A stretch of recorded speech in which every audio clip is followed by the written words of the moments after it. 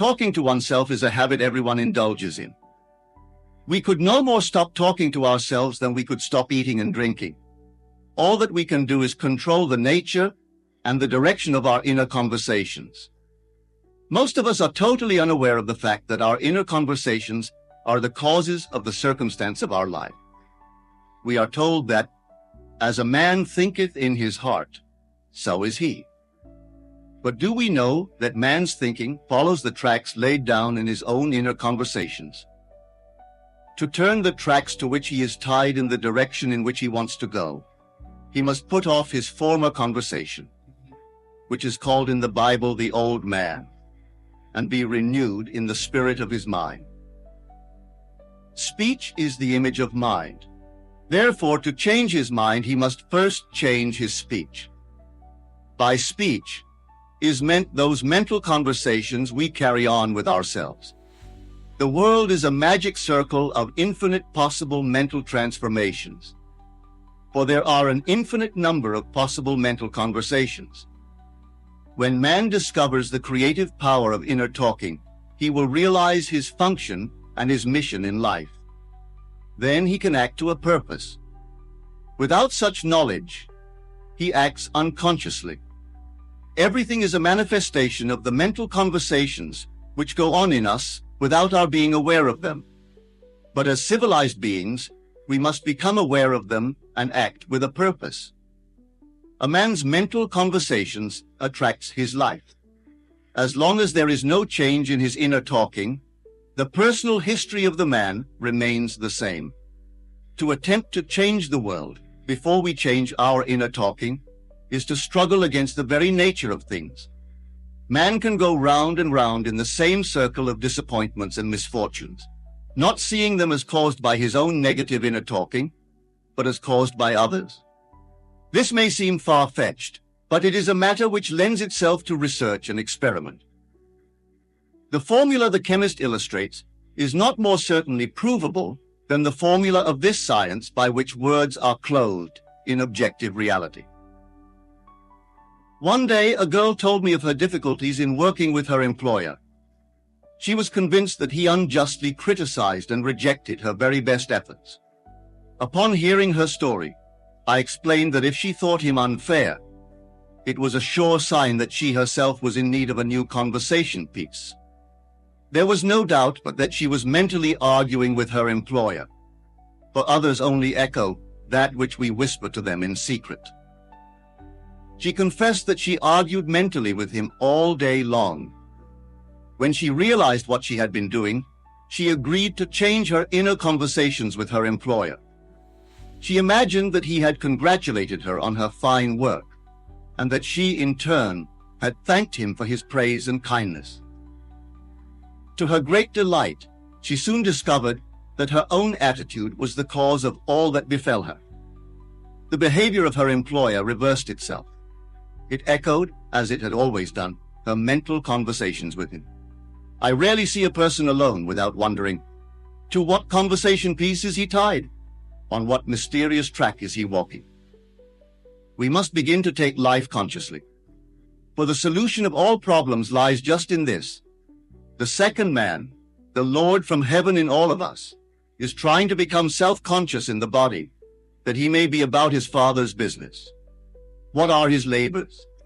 To imitate his Father, to become master of the Word, master of his inner talking, that he may mold this world of ours into a likeness with the kingdom of love. The prophet said, "Be ye imitators of God as dear children." How would I imitate God? Well, we are told that God calls things that are not seen as though they were seen, and the unseen becomes seen. This is the way the girl called forth praise and kindness from her employer. She carried on an imaginary conversation with her employer from the premise that he had praised her work, and he did. Our inner conversations represent in various ways the world we live in. Our individual worlds are self-revelations of our own inner speech. We are told that every idle word that men shall speak, they shall give account thereof. For by their words they shall be justified, and by their words they shall be condemned. We abandon ourselves to negative inner talking, yet expect to retain command of life. Our present mental conversations do not recede into the past as man believes. They advance into the future to confront us as wasted or invested words. My word, said the prophet, shall not return unto me void, but it shall accomplish that which I please, and it shall prosper in all the things whereto I sent it. How would I send my word to help a friend? I would imagine that I am hearing his voice, that he is physically present, that my hand is on him. I would then congratulate him on his good fortune. Tell him that I have never seen him look better. I would listen as though I heard him. I would imagine that he is telling me he has never felt better. He has never been happier. And I would know that in this loving, knowing communion with another, a communion populous with loving thoughts and feelings, that my word was sent, and it shall not return unto me void, but it shall prosper in the thing whereto I sent it. Now is the accepted time. Now is the day of salvation. It is only what is done now that counts, even though its effects may not be visible until tomorrow. We call, not out loud, but by an inner effort of intense attention. To listen attentively, as though you heard, is to create. The events and relationships of life are your word made visible. Most of us rob others of their willingness and their ability to be kind and generous by our fixed attitudes towards them. Our attitudes unfold within us in the form of mental conversations. Inner talking from premises of fulfilled desire is the way to consciously create circumstances. Our inner conversations are perpetually outpictured all around us in happenings. Therefore, what we desire to see and hear, without we must see and hear within, for the whole manifested world goes to show us what use we have made of the word. If you practice this art of controlled inner speaking, you too will know what a thrill it is to be able to say, "And now I have told you before it come to pass, that when it is come to pass, ye might believe." You will be able to consciously use your imagination to transform and channel the immense creative energies of your inner speech, from the mental, emotional level to the physical level. And I do not know what limits, if any, there are to such a process. What is your aim? Does your inner talking match it? It must, if you would realize your aim. For as the prophet asked, can two walk together except they be agreed? And of course the answer is, no, they cannot. The two who must agree are your inner conversation and the state desired. That is, what you desire to see and hear without, you must see and hear within. Every stage of man's progress is made by the conscious exercise of his imagination, matching his inner speech to his fulfilled desire. As we control our inner talking, matching it to our fulfilled desires, we can lay aside all other processes. Then, we simply act by clear imagination and intention. We imagine the wish fulfilled and carry on mental conversations from that premise. The right inner speech is the speech that would be yours were you to realize your ideal. In other words, it is the speech of fulfilled desire. Now you will understand how wise the ancient was when he told us in the Hermetica, "There are two gifts which God has bestowed upon man alone and on no other mortal creature. These two are mind and speech, and the gift of mind and speech is equivalent to that of immortality. If a man uses these two gifts rightly, he will differ in nothing from the immortals.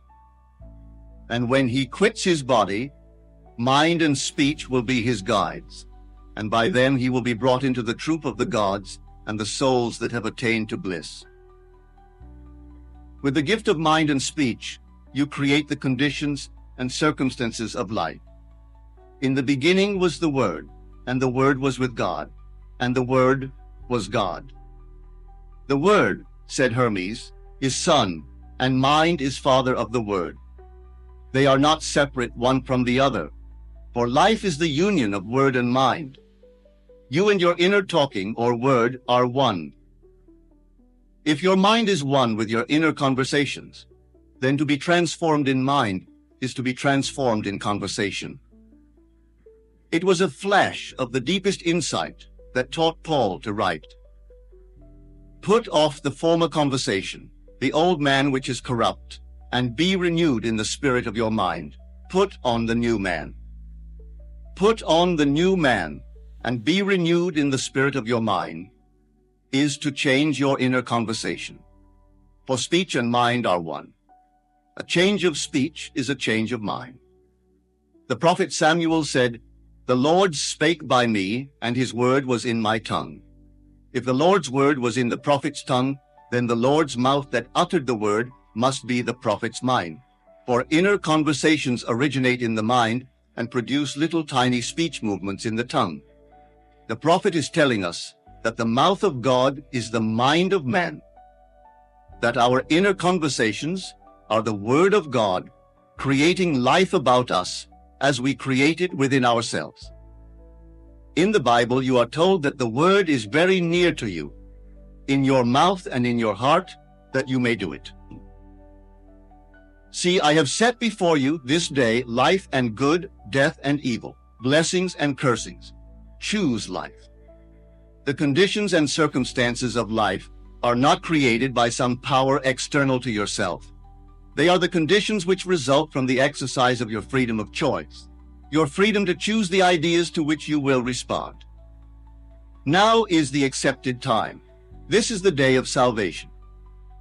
Whatsoever things are of good report, think on these things, for your future will be formed by the word of God, which is your present inner talking. You create your future by your inner conversations. The worlds were framed by the word of God. That is, your inner talking. See yonder fields. The sesamum was sesamum. The corn was corn. The silence and the darkness knew. So is a man's fate born. The light of Asia. For ends run true to origins. If you would reach success, you must plant success. The idea in your mind which starts the whole process going is the idea which you accept as true. This is a very important point to grasp, for truth depends upon the intensity of imagination, not upon facts. When the girl imagined that her employer was unfair, his behavior confirmed her imagination. When she changed her assumption of him, his behavior reflected the change, proving that an assumption, though false, if persisted in, will harden into fact. The mind always behaves according to the assumption with which it starts. Therefore, to experience success, we must assume that we are successful. We must live wholly on the level of the imagination itself, and it must be consciously and deliberately undertaken. It does not matter if at the present moment external facts deny the truth of your assumption. If you persist in your assumption, it will become a fact. Signs follow, they do not precede. To assume a new concept of yourself is to that extent to change your inner talking or word of God, and is therefore putting on the new man. Our inner talking, though unheard by others, is more productive of future conditions than all the audible promises and threats of men. Your ideal is waiting to be incarnated, but unless you yourself offer it human parentage, it is incapable of birth. You must define the person you wish to be, and then assume the feeling of your wish fulfilled in faith that that assumption will find expression through you. The true test of religion is in its use, but men have made it a thing to defend. It is to you that the words are spoken. Blessed is she that believes, for there shall be an accomplishment of those things which were spoken unto her from the Lord. Test it, try it. Conceive yourself to be one that you want to be, and remain faithful to that conception. For life here is only a training ground for image making. Try it and see if life will not shape itself on the model of your imagination. Everything in the world bears witness of the use or misuse of man's inner talking. Negative inner talking, particularly evil and envious inner talking, are the breeding ground of the future battlefields and penitentiaries of the world. Through habit, man has developed the secret affection for these negative inner conversations. Through them, he justifies failure, criticizes his neighbors, gloats over the distress of others, and in general, pours out his venom on all. Such misuse of the word perpetuates the violence of the world. The transformation of self requires that we meditate on a given phrase, a phrase which implies that our ideal is realized, and inwardly affirm it over and over and over again, until we are inwardly affected by its implication, until we are possessed by it. Hold fast to your noble inner convictions or conversations. Nothing can take them from you but yourself. Nothing can stop them from becoming objective facts. All things are generated out of your imagination by the Word of God, which is your own inner conversation. And every imagination reaps its own words, which it has inwardly spoken. The great secret of success is a controlled inner conversation from premises of fulfilled desire. The only price you pay for success is the giving up of your former conversation, which belongs to the old man, the unsuccessful man. The time is ripe for many of us to take conscious charge in creating heaven on earth. To consciously and voluntarily use our imagination, to inwardly hear and only say that which is in harmony with our ideal, is actively bringing heaven to earth. Every time we exercise our imagination lovingly on behalf of another, we are literally mediating God to that one. Always use your imagination masterfully as a participant, not an onlooker. In using your imagination to transform energy from the mental, emotional level to physical level, extend your senses, look and imagine that you are seeing what you want to see, that you are hearing what you want to hear, and touching what you want to touch. Become intensely aware of doing so. Give your imaginary state all the tones and feeling of reality. Keep on doing so until you arouse within yourself the mood of accomplishment and the feeling of relief. This is the active, voluntary use of the imagination as distinguished from the passive, involuntary acceptance of appearances.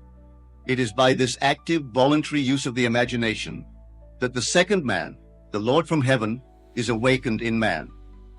Men call imagination a plaything, the dream faculty. But actually, it is the very gateway of reality. Imagination is the way to the state desired. It is the truth of the state desired, and the life of that state desired. Could you realize this fully, then would you know that what you do in your imagination is the only important thing. Within the circle of our imagination, the whole drama of life is being enacted over and over again. Through the bold and active use of the imagination, we can stretch out our hand and touch a friend 10,000 miles away and bring health and wealth to the parched lips of his being. It is the way to everything in the world. How else could we function beyond our fleshly limitations? But imagination demands of us a fuller living of our dreams in the present. Through the portals of the present, the whole of time must pass. Imagine elsewhere as here and then as now. Try it and see. You can always tell if you have succeeded in making the future dream a present fact by observing your inner talking. If you are inwardly saying what you would audibly say were you physically present and physically moving about in that place, then you have succeeded. And you could prophesy it from these inner conversations and from the moods which they awaken within you, what your future will be. For one power alone makes a prophet, imagination, the divine vision. All that we meet is our word made visible, and what we do not now comprehend is related by affinity to the unrecognized forces of our own inner conversations and the moods which they arouse within us.